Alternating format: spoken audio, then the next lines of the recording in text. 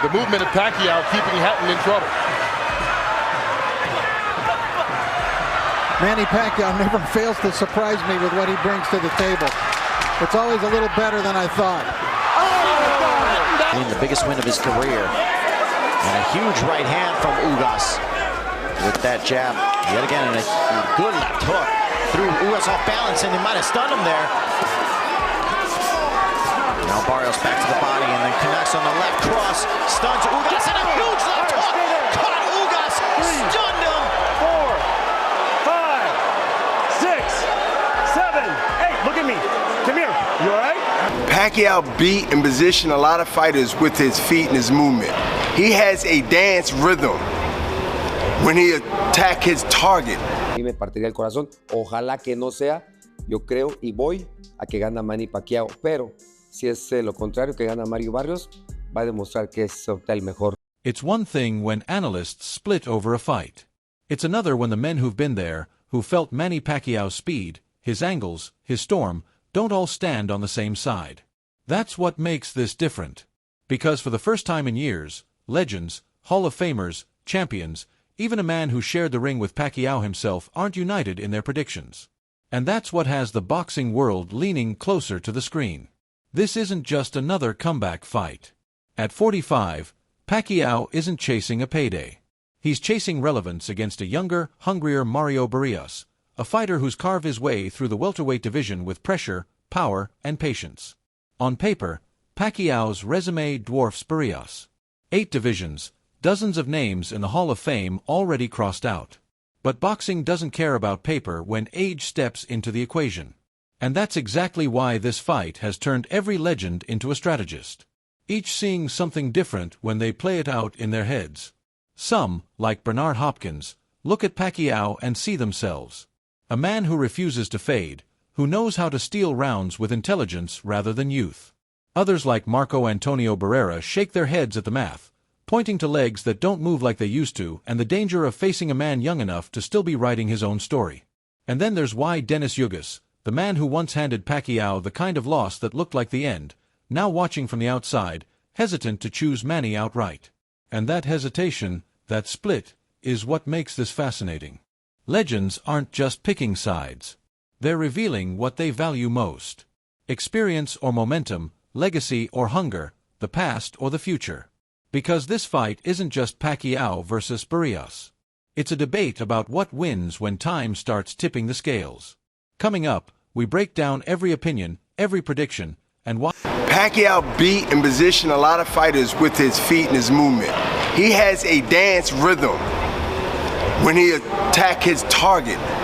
He closes that distance incredibly fast. He's not flat-footed.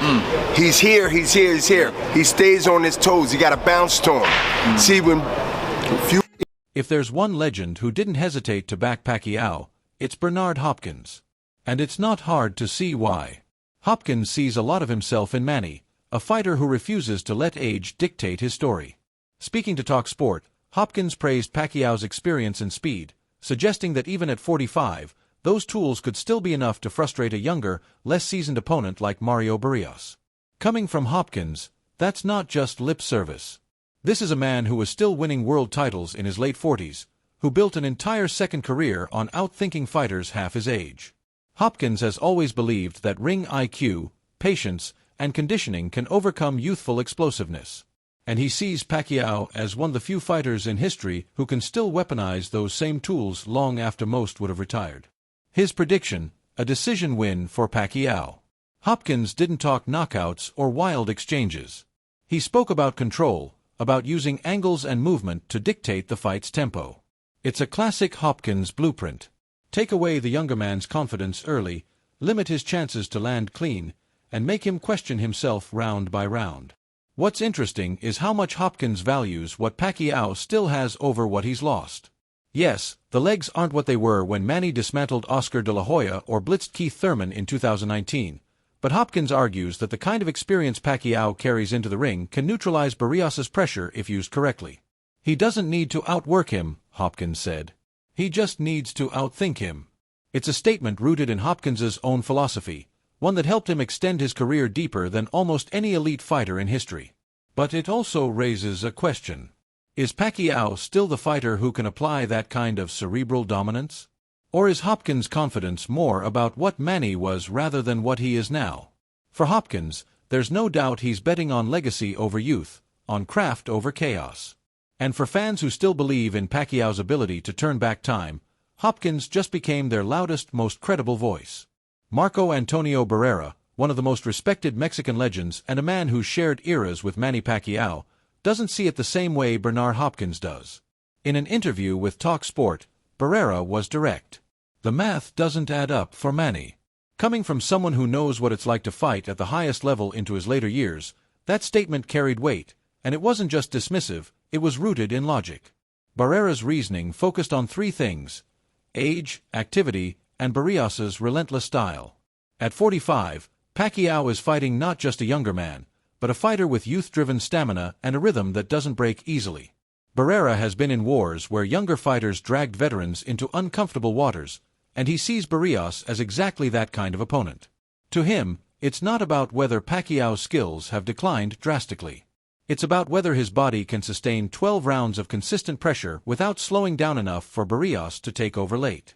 There's also respect in Barrera's words.